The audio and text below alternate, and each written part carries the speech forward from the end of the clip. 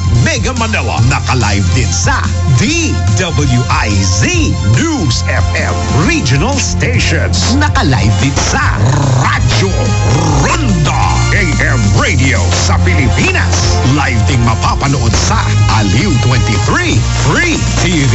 At naka-live din sa lahat ng DWIZ Digital News accounts, Facebook, YouTube at DWIZ News website. Ronda Pilipinas. Wala nang mga si Dennis Antenor Jr.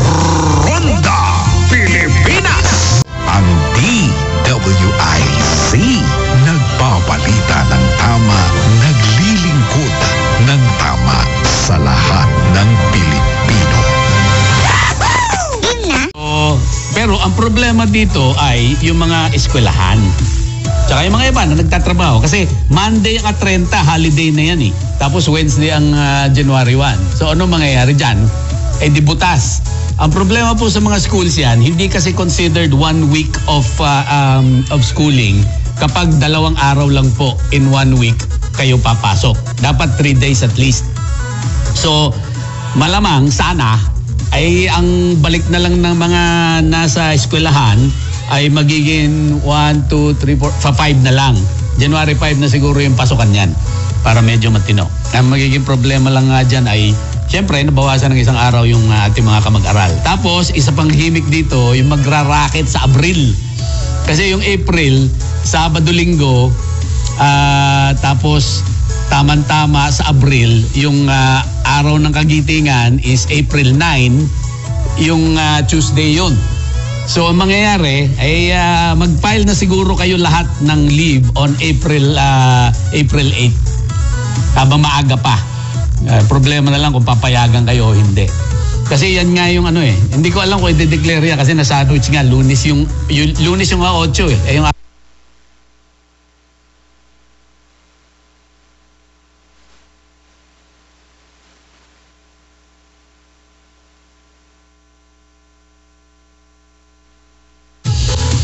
So, pinakamagandang tingnan natin nga itong Abril tsaka yung December. And of course, needless to say, yung siyempre, long weekend eh. Holy Thursday, wala nang pasok hanggang Easter. So, 4-day weekend. So, March, April, 2 4-day weekend, pero rarakit ka na lang doon sa sa 8. Ang November, ayun, medyo weird din yung November kasi sayang eh. Yung November 1 is Friday. So wala talagang pasok noon. Pero yung 2 at 3 weekend eh. So naging long weekend. Sana naging Thursday na lang para 4-day weekend. Walang pasok.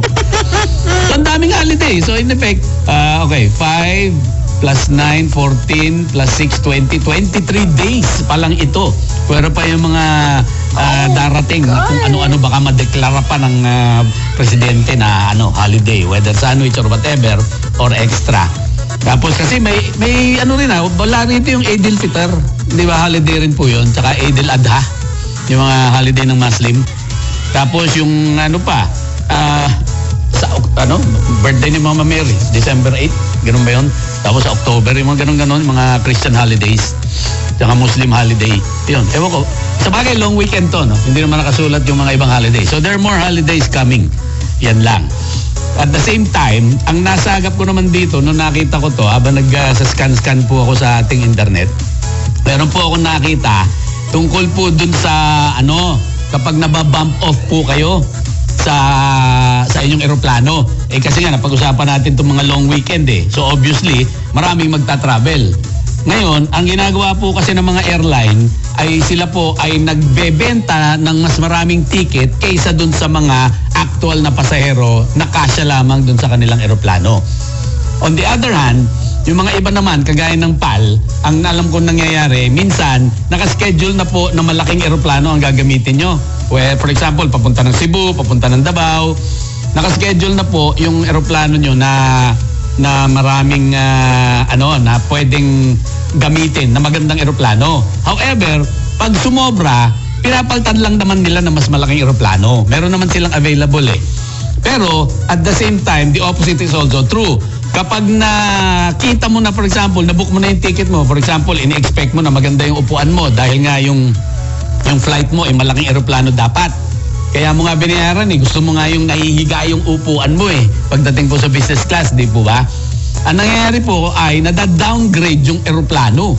So lumalabas, nagbayad ka para maganda yung upuan mo, mahihiga mo at mas masarap yung pagkain kasi malaki yung eroplano. Bigla na lang ina-downgrade yung eroplano kasi konti lang yung pasahero. Yung po nakakasar, nangyari na sa akin yan ilang beses Kasi nga po, pag magbe-business class ka, pipiliin ko siyempre yung nahihiga yung upuan plus mas maaliwalas Whereas yung business class po ng malilit na eroplano, mas maganda pa yung upuan ko sa bahay Yung nahihigang ganun, tapos ang lambot-lambot, medyo matigas pa, tsaka dumidikit yun kasi plastic lang yung upuan na nandun So, nakakainis na magbubuk ka ng magandang eroplano, tapos maliit na eroplano bigla isasakyan nyo. Bad trip yun. Ngayon, yung pala nangyayari kapag nagba-bump off kayo. Ang problema, wala po tayong regulasyon dito. Di katulad, for example, sa Amerika. Ang US Department of Transportation po, meron pala silang gimmick na ganito. Kapag ikaw ay na-bump off dun sa flight mo dahil nga mas maraming ticket ang binenta nila kaysa sa actual na dumating na tao, ay okay lang. Pero kung dumating lahat ng binentahan ng ticket, di siyempre sobra yung tao na sasakay. Hindi kasi sa aeroplano. Lalo na't busy yung mga airport, hindi nila ma-upgrade yung airplane na sasakyan nyo para magkasya yung dami ng pasahero. So, ano nangyayari? Sa kanila, meron palang penalty ang mga magba-bump off na mga aeroplano, mga airline. Okay? At, di siyempre, pag na-bump off ka, i-offer nila na ilagay ka sa susunod na flight. Okay lang po yun, di po ba? Ang kukunti pong nakakaalam pala, pati tayo, ako hindi ko alam ito. Kapag na-delay yung flight nyo na susunod dahil na-bump off kayo ng 2 hours, 1 to 2 hour delay, you are entitled to 200% of what you paid for the ticket. But, to a maximum only of $775. Pero malaki pa rin yun. Dodoble, babalik sa'yo. Unless, syempre, nag-first class ka baka mamaya $700 yun. At least, maibabalik sa'yo yung pera mo. Plus, nakabook ka. Ibubuk ka nila, ang penalty po ay yung one-way plane fare ninyo, idodoble, bibigyan ka ng pera. Pag 1 to 2 hours ang delay, up to a maximum of $775. Yung 200% ang ibabalik sa'yo. Plus, meron ka pang book na the next flight. Basta, if the delay is only within 1 to 2 hours. Okay? Pero kung within the same hour, maisasakay ka sa susunod na eroplano, walang kailangan ibigay sa yung pera. However, eto malapit. Yung 1 to 2 hours, 200%, maximum of $775 US. Pag over 2 hours ang flight na sasakyan ninyo, kunyari na bump off kayo ng alas 12, bigla na lang ang next flight pala ay 2:30 or 2:15. Kailangan bayaran kayo ng airline ng 400% times 4 ng halaga ng ticket ninyo. Up to a maximum of $1,550. $1,550. Yun po ang maximum. Kasi nga, kung meron kang first class ticket na umabot ng $2,000, yung bibigay lang sa'yo is $1,550. So, it is in your best interest. At least, ang gumawa po nito ay DOT. So, dapat po, hindi ko alam kung pwedeng mag-mandate ang Department of Transportation na kapag na-bump off ka because of overbooking, dapat din may penalty yung airline. Lumalabas yan, kita lang ng airline ang pinapansin ng DOTR. Pero syempre, dyan na rin natin makikita yung tinatawag na political will versus political capital versus lobbying. Alam nyo naman ang lobbying Pinaganda lang naman yung pangalan pero actually, suhol yan na legal. Sinusuhulan ng mga korporasyon, ang mga mambabatas, ang mga opisyal sa gobyerno, tawag nila lobbying pero technically, suhol po yan. Okay? Yan ang maganda. So, pag sinuhulan mo ang Department of Transportation na hindi gagawa ng ganito, na mayroong penalty na pera ang mag-overbook na airline, hindi tayo makikinabang. Dapat talagang tamaan sa bulsa ang mga korporasyon na nang-aabuso. Kasi nangyayari yun, pasensya na kayo kasi na-overbook kami. Ibubook na lang namin kayo sa next flight. Tapos wala na. Hindi ka pakakainin, hindi ka man lang bibigyan ng tubig. Pagkatapos, Mariosep. hindi ka bibigyan ng pera. Nangyari na sa akin yan eh. Kasi pwede kang mag-volunteer. Okay, merong gustong magmadali na passenger, makikiusap. Is anybody willing to give up their seat for a later flight? We will give you a voucher. Yun, yung mga gano'n ng gimmick, di po ba? Tapos meron pang snack, tubig, or something, soft drinks. Oh, may voucher ka, kain. Oh, bibigyan ka ng ganon. Yung mga iba tinatanggap kasi hindi naman sila nagmamadali. Although, kasi nga, yung mababump off na passenger, baka nagmamadali. Di po ba? So gusto niya kaagad makarating. May mga iba na, for example, pupuntahan niya, kasal. Tapos yung mga iba, may meeting na importante. Hindi mo naman pinaplano na madidelay ng matagal. Pero ang maganda po rito, 1 to 2 hour delay is babayaran ka ng airline 200% of the cost of your ticket. Pag more than 2 hours yung delay mo, 400% ang babayaran. Dapat ganun din ang gawin natin. Kasi nga, ginagaya na rin natin Amerika eh. Hindi na natin lubos-lubusin na may penalty talaga na pera ang pinag-uusapan. Meron pa nga nakikita kayo sa internet, mga nagpo-post ni hindi nila pinapansin. Minsan yung delay mo mahigit isang araw. Hindi ka man lang bibigyan ng accommodation. Kasi ang dami rin po sa ating mga kababayan ang gagaling pa sa malayong lugar eh. Or papunta sa malayong lugar. Hindi nila bahay ito. Wala silang matutuluyan. At kung may matutuluyan man, gagastos ka pa ng hotel o motel. O kaya matulog ka na lang. At least sa airport natin, meron ako nakita yung may mga parang capsule na hotel na rin po dyan. Yung higaan mo parang maliit na tent na parang ka nasa kulungan ng aso. Pero at least may ilaw, parang kulungan ng aso. Ganun ka lang yun eh. Tapos may TV pa. Tapos may wifi. Pero siyempre magbabayad ka rin doon. Ang maganda dyan is kung willing naman yung passenger na i-accommodate niya yung ganong klaseng offer ng airline kung ino-offer nila, okay lang yun. Kasi nga, ba't ka pa alis ng airport? Andun ka na. Andun naman yung flight mo. Darating na. Depende kung gaano katagal. Pwede naman sabihin ng airline, bibigyan namin po kayo nung capsule sa capsule hotel, bigyan namin kayo ng isang location doon. Okay lang yun. Di ba ba? Pwede ka maligo ron eh. May spa, may masahihan. Lahat po yun. Di ba? At least ma-offer nila. Pero, apart from that, may option ka pa rin. Kasi, for example, kung yung ticket mo ay 3,000, yung capsule hotel 1,000 lang, lugi ka. Kunin mo na lang yung pera. Di ba? 200% eh. 2,000 yung bibigay sa iyo eh. Hindi kumita ka pa dahil delayed yung flight na na-bump off ka. So, at least sana magawa ng DOTR natin yan. Kaya nakita ko kagad dito, I considered it important na malaman natin. Di po ba? Kaya dapat gawin niya ng DOTR. Tapos, ano pa ba? Baka may request kasi ng topic eh. May request ng topic? Wala naman request ng topic. Okay. Tapos, ang gusto ko naman na i-tackle din ay, dahil nga New Year pa tayo, no? Kent, pakilabas nga yung mga bato-bato. Mga gemstone. Yan po i-discuss natin.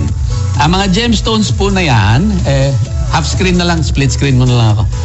Okay, split screen ako dyan sa gemstones. Ang maganda dyan po sa gemstone ay, pwede pong kasing, yung mga iba, hindi naniniwala dyan eh. Yung bawat buwan or zodiac sign, meron pong sariling bato. Ako po, experience na po ako dyan. Nagamit ko na yung sa akin. Okay, as an example, ang mga Scorpio po at na mga pinanganak ng November, ang bato namin po ay topaz. Ang problema lang nga rito, may mga bato na medyo mamahalin. Wala pa ba, Kent? Yung gemstone. May nadala ko kanina eh. You have split screen. Yan, yung gemstones. Okay. Ang magiging problema lang po rito ay yung April. Tsaka yung mga Aries. Yung mga Arian. Yung mga Aries. Ang problema kasi diamond dyan eh. Kaya lang, ang maganda rito, yung listahan na napulot ko, meron mga alternative na mura. So you don't have to buy the expensive one. Kasi tingnan mo nila, diamond dyan. Tapos merong emerald pa. Merong opal, pwedeng mas mahal yun. Pwedeng sapphire o ruby, yan. May mga mamahalin. Yung perlas, marami sa Green Hills niyan. Kasi nagpo-produce naman tayo at kumukuha yung mga ating mga kapatid na Muslim dyan eh. Marami nagbebenta sa Green Hills, so hindi problema. Okay, for January, or Capricorn, ang bato nyo po ay garnet. Sunod-sunod yan, January. Clockwise po yan. January, February, March, April, May. All the way to December, parang 11 o'clock. So nasa 12 o'clock po yung January. Ang 1 o'clock is yung February. Okay? So sunod-sunod, garnet. And then February, Aquarius, Amethyst. March, Pisces, Aquamarine. Tapos April, Aries, Diamond. Okay, sa diamond naman po, ang gimmick po dyan, pwede nyo i-replace ng quartz or rock crystal. Basta clear. Yung pinaka-importante. Hindi kailangan diamond. Okay? Mayo, Taurus, Emerald. O yan po. Chrysoprase ang pwede mong i-replace na hindi masyado mahal. Although, you don't have to buy the big emerald eh. Basta meron lang kayo in your person. Kasi di ba magaganda rin yung mga ibang may hikaw. Ayaw nila malalaki mga bato. Maliit lang. Ganon din po ang pwede nyong gawin. You do not necessarily have to wear it. Just have it on your person. Nasa bag, nasa wallet, yung mga ganon po. Ako nga, meron pa ako anting-anting na nandun sa aking bag eh. Dala ko po yun araw-araw. June, Gemini. May, Taurus, Emerald. June, Gemini, Pearl. Pwede naman Moonstone. Pwedeng Moonstone. July, Cancer, Ruby. Pwedeng palitan ng Carnelian. Kasi dapat pula-pula lang eh. Okay? Yan. Tapos yung August, Leo, Peridot, or Spinel. Depende sa iyo. Saan ba yung August? August, Peridot. Yung verde na nasa 7 o'clock position. September, Virgo, Sapphire. Yan, medyo mahal. Pwedeng palitan ng Lapis Lazuli. So, medyo mas mura. October, Libra, Opal.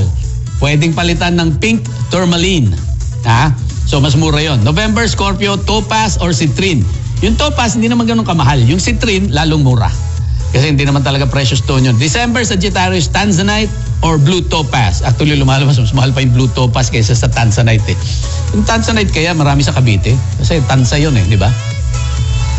Or yung nakatira sa Tanzanite. Tapos, okay. Ano po ang dahilan kung bakit ko tinutulak po ito? Alright. Ang nangyayari po kasi, the universe is all about vibration.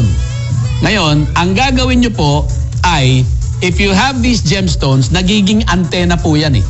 Pag sinusuot nyo o laging malapit sa inyo, preferably suot nyo po. O kaya, kung hindi nyo sinusuot, lagay nyo sa bulsa, o kaya lagay nyo sa wallet, o kaya kumuha kayo ng cellphone na nandyan po mismo yung bato. Kasi sa totoo lang naman parang buntot na natin yung cellphone yan, hindi natin mabiti-bitiwan, no? Pero syempre, the closer it is to you, the better. And the more exposure you have with it in its proximity or in definite physical contact, the better, no? Bakit po natin isusuot? Mahalaga po yan sapagkat pag nakadikit po sa inyo yan, antena po yan. Pero antena ng parehong good and evil, swerte at kamalasan. Kapag kayo ay saksakan na negatibong tao, ang daming mangyayari sa inyong negatibo. Subok ko na po yan. Ang problema ko po kasi ay ayoko po na nagmamanipulate masyado ng tao. Nakakapag-manipulate po kayo ng tao pagdating dyan. Because you can alter the reality based on how you act and what you are doing to communicate something to the person that you're around or your environment. Ikaw ang nagde-determine kung ano mangyayari sa iyo eh. Kapag puro negatibo ang iniisip mo, mantakin mo yung mga nangyayari sa paligid mo, puro negatibo. At hindi kasi nagkakaroon ng distinguishing manifestation ang utak natin. Ang utak natin ang determine ng reality po natin eh. Pero hindi alam ng utak mo ang diferensya ng negative at positive. Parang sinabi mong pag ang framework mo kapag nagsasabi ka, for example, ayokong madapa, wag kang madapa. Ayokong madapa, wag kang madapa. Hinakausap mo sarili mo. Ang iniisip lang ng utak mo is yung madapa, hindi yung wag ka. Chances are, ayokong madapa, ayokong madapa. Ang iisipin ng utak mo, madapa. So madadapa ka, chances are. You have to frame it differently. Mag-iingat ako sa aking paglalakad. I will be careful when I walk. Hindi yung I will not stumble. Do not frame anything in the negative. You have to frame it in a positive way. Tapos, antena po lahat ng mga batong yan. So yan po ang tip natin para sa buong taon na darating. Kailangan po positibo tayo sa ating mga pinag-iisip. Huwag mo sasabihin, wag sana akong singilin ng Meralco ng mahal. Hindi. Ang sasabihin nyo, pabababain ko ang aking konsumo ng kuryente. Di ba? So ngayon, conscious ka na. Titingnan mo ngayon kung ano yung nagpapamahal sa kuryente mo. Ako, example, nung hindi pa ako nag-TV, na yung pinanunood ko po dito sa internet, ay pinoproject ko, kinakabit ko sa TV, yung kuryente ko approximately 1,000 something pesos lang.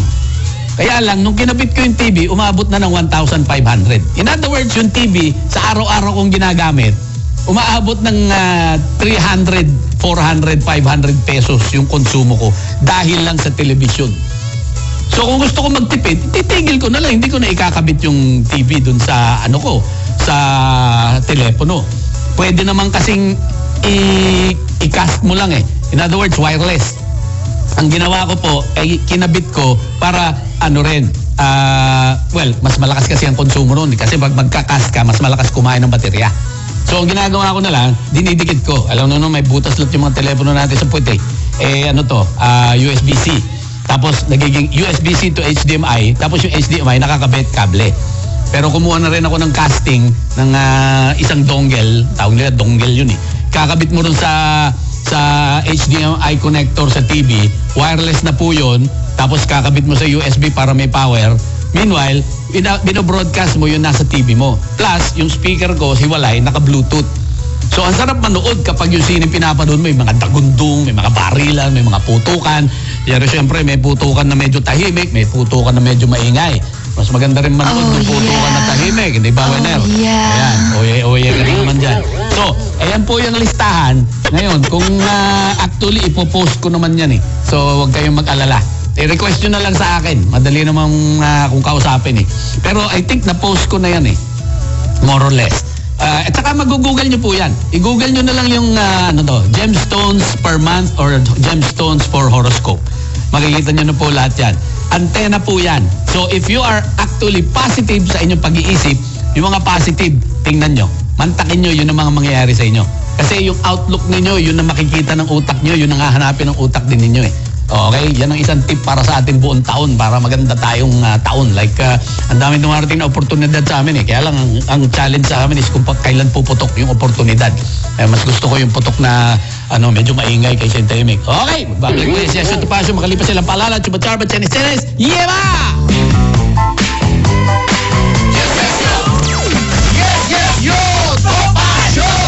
Programang pampagana sa kwelang balitaktakan sa Yes, Yo! Topa Show!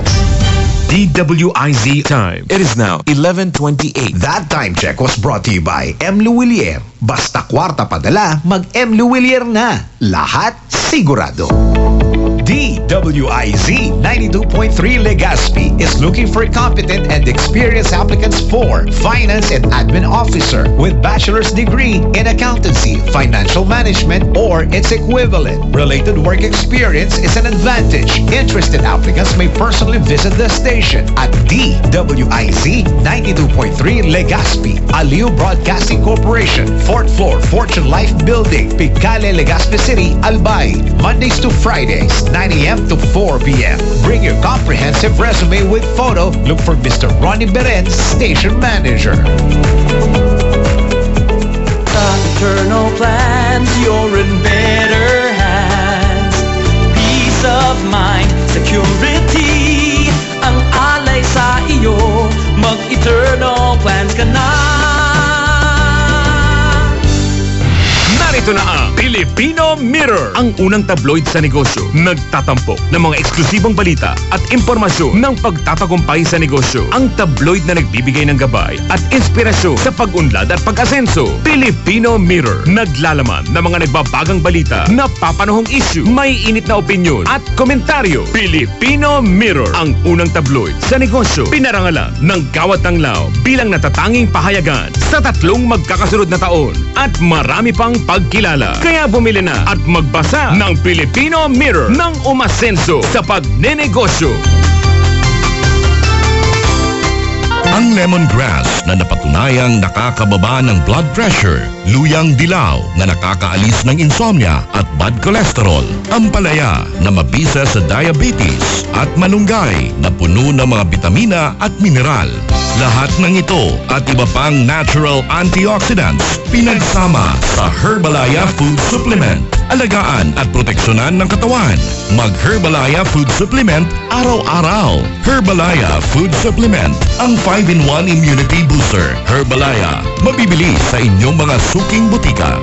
Mahalagang paalala, ang produktong ito ay hindi gamot at hindi dapat gamiting panggamot sa anumang uri ng sakit. Bitin sa cash? Sa M. Luwilier Quick Cash Loan, it's as easy as 1, 2, 3. 1. I-present ang item for appraisal. 2. Mag-submit ng valid ID o ML Diamond Card. 3. Kunin ang cash at transaction slip. Ang laking tulong, diba? ML Quick Cash Loan. Maaasahan lagi. M. Luwilier. Tulay ng pamilyang Pilipino. Basta kwarta padala, mag-M. Luwilier na. Lahat sigurado. Ito ang FM Radio ng Aliw Broadcasting Corporation. 92.3 DWIZ News FM South Luzon. Trending, viral, giving the latest news and information all the time. Serving the Philippines live on air and online. DWIZ News FM. Nagbabalita ng tama. Naglilingkod ng tama. Programang pampagana sa kwelang balitaktakan sa Yes, Yes, Yo! Topa Show! WIZ. Nagbabalita ng tama. Naglilingkod ng tama. DWIZ Balita ngayon.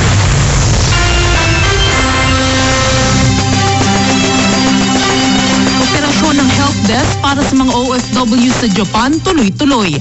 Balita mula kay Patrol 13 Gilbert Perdez.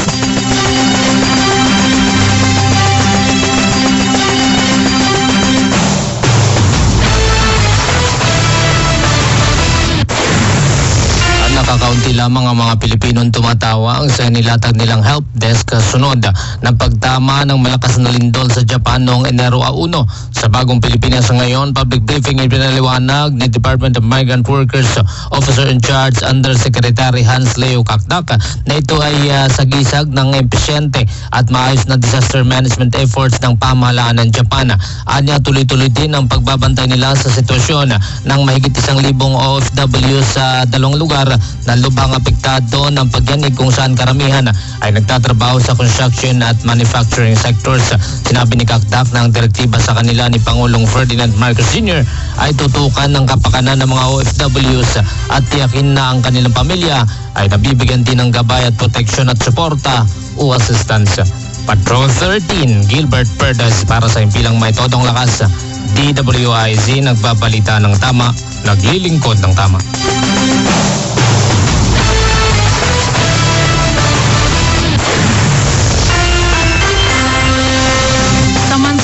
Katapatan sa Marcos Administration muling siniguro ng AFP at PNP. Detalye mula kay Patrol 17 Jopel Peleño. Binigyang katiyakan ng Armed Forces of the Philippines o AFP at ng Philippine National Police ang buong katapatan nila sa kanilang Commander-in-Chief na si Pangulong Ferdinand Marcos Jr. Ginawa ang pahayag kasunod ng kumalat sa social media na video post ni retired Brigadier General Johnny Macanas Sr. na nagsasabing suportado nila AFP Chief of Staff General Romeo Bronner Jr. at PNP Chief Police General Benjamin Acorda Jr. ang umano'y nilulutong destabilisasyon laban sa gobyerno. Sa ibinigay na pahayag ni General Bronner, sinabi nito na hindi magbabago ang kanilang katapatan sa saligang batas at patuloy na gagampanan ang kanilang mandato sa bayan.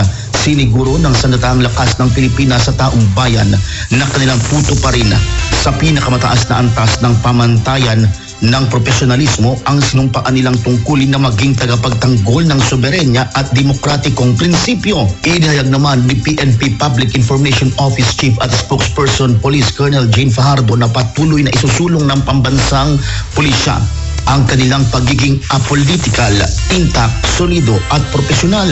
Nirirespeto anya nila ang kalayaan upang makapagpahayag ng saloobin ang mga retiradong general ng AFP at PNP ukol sa mga usaping panlipunan, subalit huwag na sana aniyang idamay dito ang kanilang hanay. Ito si Patrol 17 Chapel Peleño para sa impilang may todong lakas, DWIZ. Nagbabalita ng tama, naglilingkod ng tama.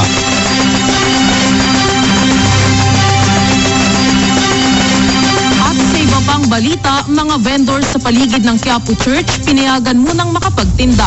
Balita mula kay Patrol 5, Aya Yupanco. Binigyan ng pagkakataon yung mga vendors sa paligid ng simbahan ng Quiapo na makapagtinda muna. Ito'y mula ngayong araw ng Biyernes hanggang sa darating na araw ng Linggo. Partikular na pumuesto yung mga vendor sa Carriedo, Carlos Palanca at Villalobos na entrance o pasukan ng mga deboto. Pagsapit naman ng Lunes o bisperas ng traslasyon ay kinakailangang nakaligpit na o bakante na ang kanilang mga pwesto. Napatin kasi na inaasahang libo-libong milyon-milyong deboto ang makikibahagi sa kapistahan ng Poong Itim na Nazareno, kung saan nais ng lokal na pamahalaan ng Maynila at pamunuan ng simbahan ng Quiapo na ligtas at maging maaliwalas, maluwag ang kalsada. Pakiusap naman ng mga tauhan ng Manila LGU sa mga vendors na kung mari ay igilid o pwesto naman sa bangketa ang mga paninda upang hindi makasagabal sa mga deboto. It is Patrol number 5. Ayaw yung pang para sa implemento ng lakas ni WIC. Nagbabalita ng tama, naglilingkod ng tama. Para sa karagdagang impormasyon at mas marami pang mga balita, bisitahin kami sa aming website www.dwiz882am.com at sundan ang aming X account at Facebook page DWIZ. Ako po si Mayan Day Palma. DWIZ Balita ngayon! Yes, yes, yo! Topacio! Si Mr. Yes, Yes, Yo, Attorney Ferdy Topacio, kasama si Doc Lejano. Yes, yes, yo! Topacio!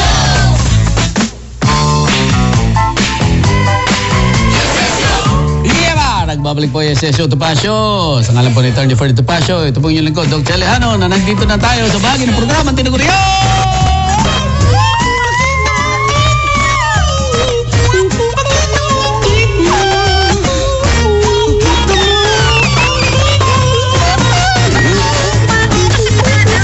Pakita mo, tweet mo, uy! Okay, simulan natin ang ating pagbati sa mga mahihilig sa YouTube. Mga YouTube. Dito po sila lahat sa YouTube. JBBPH from Albay, LMX Red Maple Leaf, Virgilio VG Villanueva, Victor Tadeo, Nitz Illustre, Bertu Berta, Zeni Juni from Hong Kong, Padjakkerong Kulot, Boss Bell, Dennis Magat, where I say this like this, H. Tan, silent avid listener daw siya from Quezon City, Gabriel Cristobal, Rose Pablo, James Bong, Elizabeth Quinones, Teresa Gicomo ng Hong Kong, Maria Divino Olega, Miss Daisy, Judah Rufin Ferreras, Del Cayabyab. Ito, tanong niya, ano raw ang Schumann resonance? Yan po ang vibration ng ating Earth. Approximately lumalabas yata ang Schumann resonance at 7.8 something, 7.83 hertz. In other words, 7.83 movements per second. So, yun po ay mabagal na galaw. Yung kumbaga ang mundo natin, the entire Earth, sumasayaw po yan. Yan po ang vibration ng ating Earth.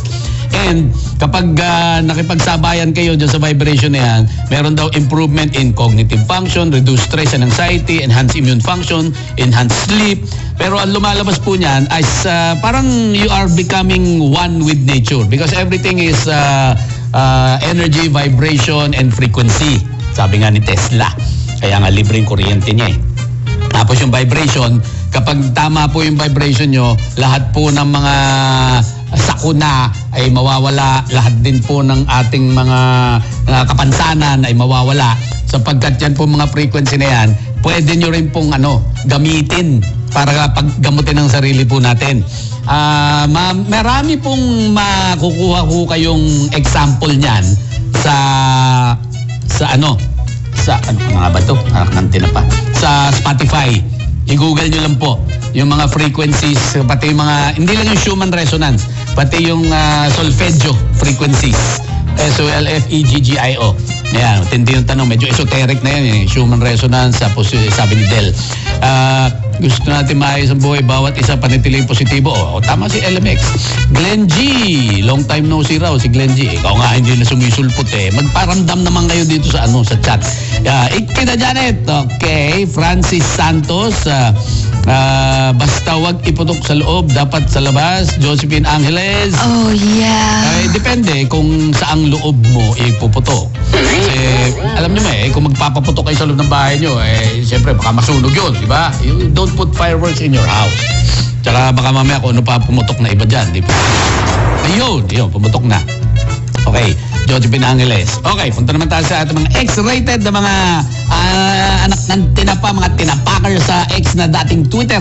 Strauss Fernandez, Orfos Sioniol, Rose Pablo, Alim, Makapili Ultraman, Jeprox, Romy Malyari, Guru, and Japoktin, and Raven Nevermore. Tapos, nilagay niya si Stephanie Raz. Oh my God, cute.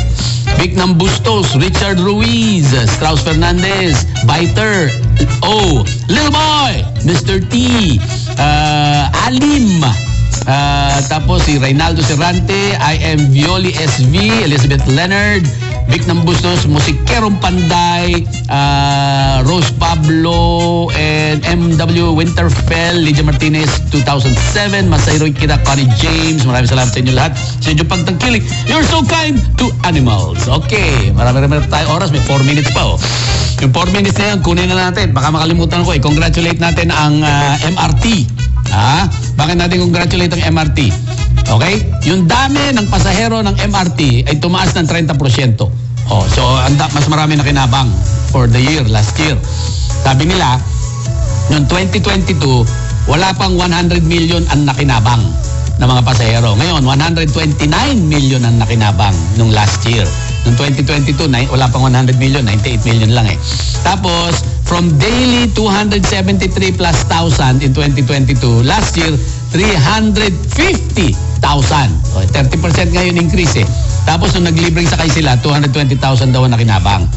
Ang maganda, dahil nga po sa rehabilitation na ginawa po nila sa MRT, bumilis po, dumoble ang bilis ng MRT. Pero actually, nasasabayan ko yung MRT sa motor ko tsaka sa kotse. Ang takbo niyan talaga, pag okay ang takbo niyan, 60 kilometers per hour yan. Pero lately raw, nung the year before, 30 kilometers per hour lang po yung average speed ng mga tren. So, medyo mabagal. Tapos, ngayon, yung waiting time, dati, 23 minutes between trains. Ngayon, 13 minutes. Halos na kalahati. Di ba ganda? Halos kalahati na lang hinihintay mo, 13 minutes na lang. So, sa bagay, ganun din yun Habang naghihintay ka, scroll. Pagpasok mo sa tren, naghihintay ka pagdating nun sa station mo, kung saan ka bababa, scroll. Ganun lang naman tayo, di po ba? And before you know it, okay na. Tapos, 10 minutes na lang between trains. Sorry. Hindi, mas matindi pala. 10 minutes between trains dati. Ngayon, 3.5 minutes na lang. Yung 13 and 23, yun ang dami ng bagon. From 13 na bagon na groups of trains, naging 23. Tapos yung minutes of waiting, cut down to a third. Di ba? 3.5 minutes lang. Taray. So, daily passenger capacity, 600,000 na. From 300,000 before. Congratulations sa MRT. Galing. Very good. Pagkatapos, paki-up nga yung yung mga mantika, yung Hateful Eight, Kent. Okay, i-full screen mo muna para mabasa nila na malinaw. Okay, importante po kasi din itong coming year na hindi po tayo magpaloko sa mga manufacturer na para pagsanggalan natin yung ating kalusugan. Okay, tingnan nyo po yung tinatawag dyan na Hateful Eight. Yan po ay ultra-processed at hindi natural na mga mantika. Okay?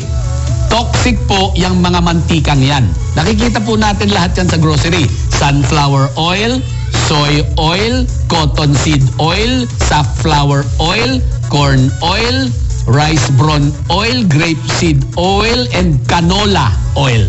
Okay? Now, ang susunod na tanong, ano ang okay na gamitin? Yung mga natural po lamang na mantika. Which means, number 1 sa atin, coconut oil. yun po ang pinaka-healthy.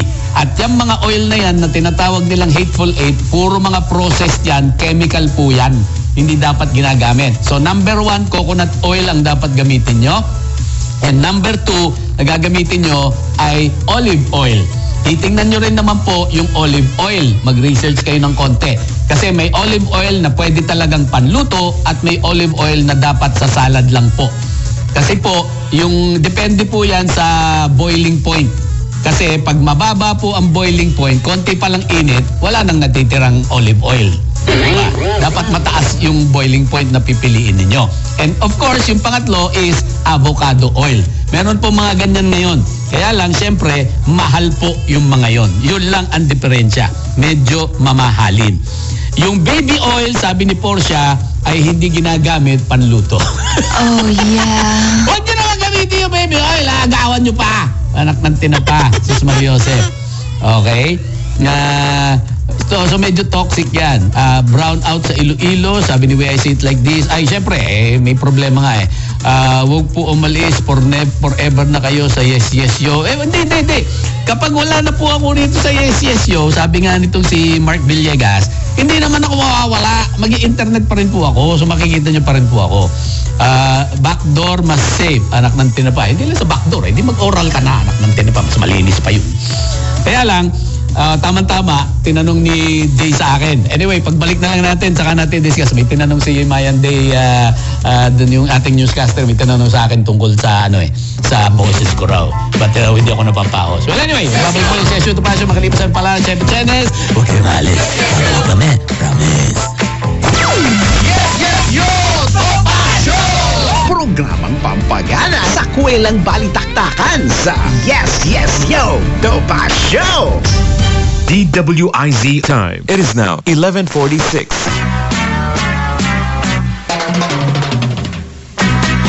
Abangan asin subaybayan si Mr. Siram. Live Mr. Siram. Live! Masiram na, may papremyo pa. Mr. Siram. Live! Abangan ang Mr. Siram Live Monday to Friday 8 to 9 p.m. sa DWIZ. Karambola nationwide na! Napapakinggan na sa iba't ibang bahagi ng bansa ang programang siksik sa matalino at makabuluhang talakayan sa 89.5 Tacloban, 89.3 DWIZ Dagupan, 94.3 DWIZ Palawan, 106.7 Cebu, 98.7 Davao, 92.3 Legazpi, 93.5 Cagayan de Oro, 98.3 General Santos, 89.5 Iloilo, at sa 95.1 Naga. Pakinggan ang Karambola kasama ang mga host ng programa na sina Conrad Banal, Jonathan De La Cruz, and attorney Trixie Cruz Angeles. Karambola, nationwide na! Papalakas ng papalakas, palinaw ng palinaw, mga balita at impormasyong naiintindihan dahil malinaw mong nalaman. Tutok lang sa DWIZ mula umaga hanggang gabi. Updated on air and online. DWIZ, nagbabalita ng tama, naglilingkod ng tama. Programang pampagana sa kwelang balitaktakan sa Yes, Yes, Yo! Topa Show!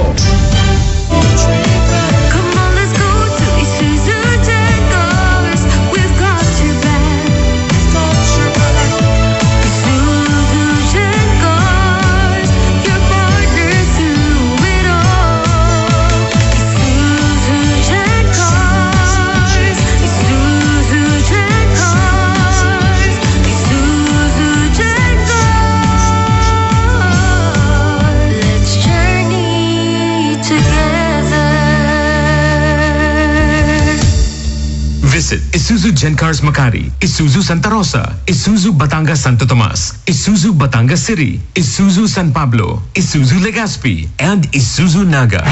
Tuwing Sabado, alas 6 hanggang alas 7 ng gabi. Abangan dito sa DWIZ ang isang malayang talakayan tungkol sa negosyo, trabaho, mga benepisyo ng makabagong teknolohiya. Sa programa, Mag-usap Tayo kasama sila Monchet at Chris Laranyo. Laging abangan tuwing Sabado dito sa DWIZ 882. Usapa, Payaman, Balita at Negosyo. Ihahatid sa inyo ng Filipino Mirror, ang unang tabloid sa negosyo. Mapakikinggan tuwing araw ng linggo, alas 2 hanggang alas 3 ng hapon. Dito lamang sa DWIZ 882, ang himpilang may todong lakas. Para diretso na alive ang umaga mo. Para diretso na buhay ang dugo mo. Para diretso na ang bangon at trabaho na agad-agad. Iaarangkada na namin ang mga balitang kailangan mo. Ibibigay na namin ang mga impormasyong pinaka-latest, pinaka-bago, pinag-uusapan, trending, viral. Arangkada Balita. Live sa DWIZ Metro at Mega Manila. DWIZ News FM regional stations. Naka-live din sa lahat ng DWIZ Digital News account, Facebook, YouTube at DWIZ.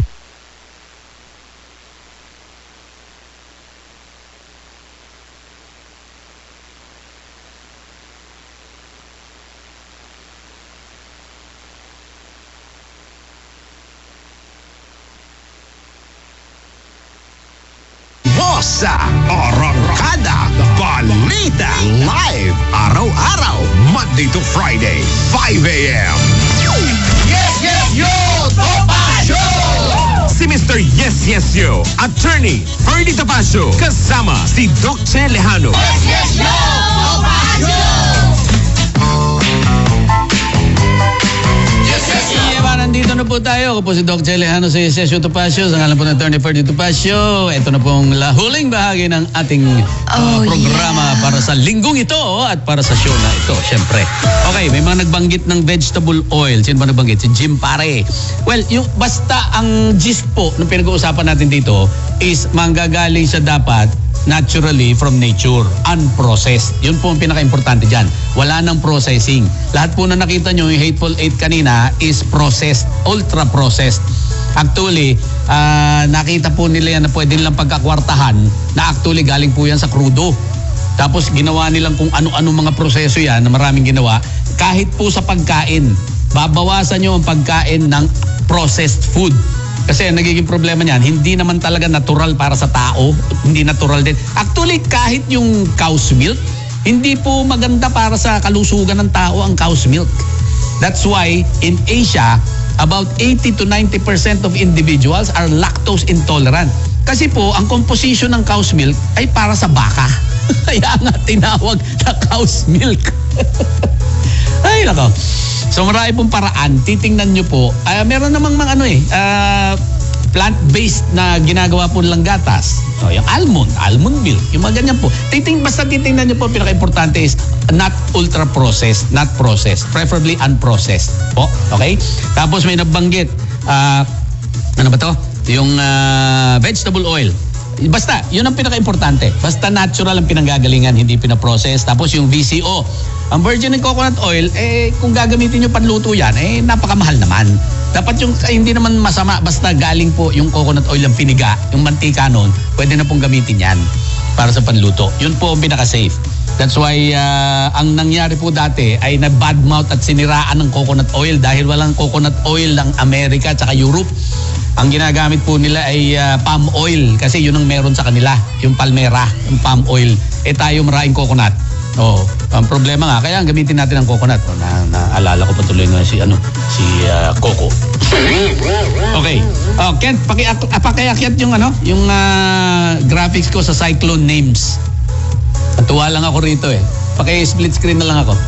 Like, yung pangalan po ng mga bagyo. Ayan, tingnan nyo. Ang maganda po dyan, hanapin nyo na lang kung sino yung makakilala nyo para matawag ninyong bagyo. Kita nyo po, ang dami nito, no? So this must be over 20. 1, 2, 3, 4, 5, 6, 7, 8, 9, 10, 11, 12, 13, 14, 15, 16, 17, 18, 19, 20, 1, 2, 3, 4, 20, 25 po sila. Okay. Plus yung mga nandun sa kanan na kanan ay auxiliary if there are more than 25 cyclones daw. Ang nangyari po kasi, I don't think magkakaroon tayo ng danger na marami tayong mga cyclone next year. For the simple reason na, ang nangyayari po kasi ngayon ay El Nino, di po ba? Ang El Nino, kulang yung bagsak ng ulan sa atin at mainit po ang dagat. Kaya ang problema, kulang ang bagsak ng tubig. So, may drought na conditions. So, kokonti rin po ang magiging bagyo. In fact, last year, naghihintay ang pag-asa ng ika-11 o ika-12 na bagyo nung November pa. Wala pong pumasok na bagyo noong November, December, di po ba? So, record po din yon na pinakakonting bagyo ang Pilipinas ng 10. So, 10 lang ang naging bagyo last year. Hindi ko na-report yun kasi dumating si Perdi. Sinisi ko pa si Perdi, ano? Hindi, kasi pag nandito siya, syempre, nagdodoble yung topic. Nababawasan yung topic ko. Kasi nakaprepare po ako for a 1-hour show every day. So, ang akin, yung kaibigan ko rito, si Karina. Huwag na nating sabihin kung paano ko siya naging kaibigan. Si Dindo, ayan, meron din ako kaibigan na Dindo. Si Ente, yan, best friend ko yan sa College of Med. Si Dindo, editor ko yan sa isang magazine. Si Karina, maganda, sexy, cute, makinis. Si Perdi, yan po ang katabi ko rito sa show kapag nandito siya. Si Helen, pinsan ko yan. Tapos si Christine, medyo sexy rin yan. Tapos si Leon, artista yan si Leon Si Marcy, Nika. Si Nika maganda, pero yung Nika ang kilala ko, pareho silang double K. Sexy rin yun, mga tisay. Si Ophel, Pepito. Pepito is batchmate ko po sa Ateneo. Kay Rubin, wala. Si Romina, yan, pinsan ko yan. Shoni, Tonyo, Upang. Ewan ko kung saan nanggaling yung pangalan ng Upang. Okay. Si Vicky, yan po ay, medyo kaaway ko po yan Huwag na natin pag-usapan kung bakit ko kaaway. Ako inaaway, hindi ko po siya inaaway. Warren, yan, barkada ko yan. Si Warren, medyo tisoy na mayaman yan Tapos si Yoyong, si Martires, di ba? Zosimo, okay. Pero ito nagtaka ko doon sa auxiliary name. Alakdan. Hindi naman pangalan yung Alakdan Scorpio po yun Yan po yung Scorpion. Alakdan. Yun po yung nandito sa sa bracelet ko. Alakdan po yan. Blue. Tapos Alakdan. Tapos si Baldo, yung pamangkin ko, si Vanessa. Tawag namin sa kanya Baldo. Kasi parang tibu kumilos Pero cute yun, tsaka sexy. Dati. Ngayon medyo lumba-lumba. Tapos si Clara, Dencio obviously. Tapos Estong, si Felipe, Gomer, Heling. Because my love for you is healing. Ayun, si Healing. Si Ismael, Julio. Alam ko corny. Para lang makaiba.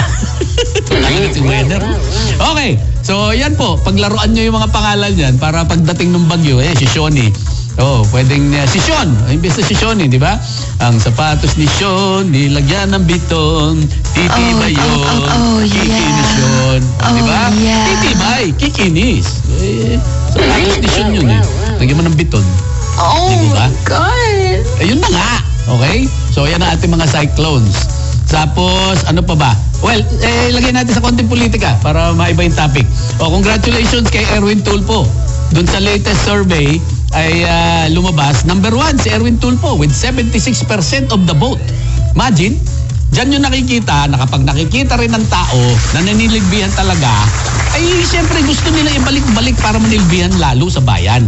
Ang problema gustong-gusto nung oposisyon, itong si tinatawag ni yung matalino na babae. Yung gusto nila maging presidente dati. Meron daw dayaan na nangyari. Kaya lang, ang nangyari, kung si Tulfo ay 76% ang gusto sa kanyang maging senador, dun po sa babaeng yun na hindi marunong mag-multiply, 17% lang. So, yung isa, 70 plus, yung isa, 17. So, kulelat, in other words. Natalo pa nga siya ni Willie Rebillame. At least, si Willie Rebillame, 18%. Although, ang error naman po rito ay plus or minus 3%. So, essentially, yung top 12, kasama rin po dyan, bale, si Manny Pacquiao at si Jojo Binay. Si Lito Lapid, medyo malayo na Kasi yung number 12 na si Pia Cayetano, 30% ang respondents na nandun. So kung ilalagay mo yan na error is 3%. So ilagay na natin na 33. Tapos yung error kay Manny Pacquiao, 28%. Dagdagan mo, magiging 31. So halos tie na rin sila, di po ba? So magiging 27, 28. Tapos si Jojo Binay 25, di magiging 28. So parang a statistical tie po dyan is Jojo Binay, Manny Pacquiao, and Pia Cayetano for number 12. The rest is Ping Lacson, Isko Moreno, Tolentino, Revilla, Aimee Marcos, Bato de la Rosa, Bato de la Rosa, parang ako si Bato eh. Doon lang sa sine, Colonel Bato lang ako noon. Tito Soto, and of course, Bongo. Ang taas ni Bongo. Actually, si Bongo number 2 eh. Oh, okay, congratulations po sa inyong lahat na kung nag-e-election tayo ngayon, ay meron po tayong mga i-elect na medyo matitino at matitibay. At imagine, paano nangyari ng Vice President at tumakbo pa ng Presidente yung hindi marunong mag-multiply? Hindi po ba? Anak ng tinapa. Well, anyway, okay. Yan na po ang ating programa, Sesyo to Pasyo. Ang tabayanan niyo po ang Balitang Bayan with Drew Nasino. Sa ngalan po na ito ni Ferdinand Pasyo, ito po inyong lingkod, Dr. Lehano, mag-iwan sa inyo sa bagay na susupil sa inyong pagkakasa. Kikitil sa inyong pagkakasala. At titimon sa inyong isipan na huwag makikiapi.